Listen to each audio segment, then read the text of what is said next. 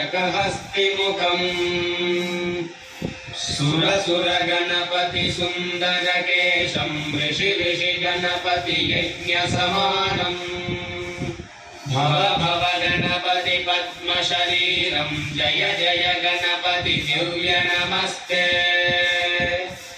गजमुखवक्त्रं गिरिजापुत्रं गणगुणमित्रं गणपतिमीशप्रियम्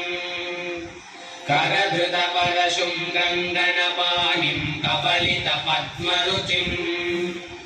सुरपतिवन्द्यं सुन्दरनृत्तं सुरचितमणिमकुटम् प्रणमत देहं प्रकटितकालं षड्गिरितालमिदं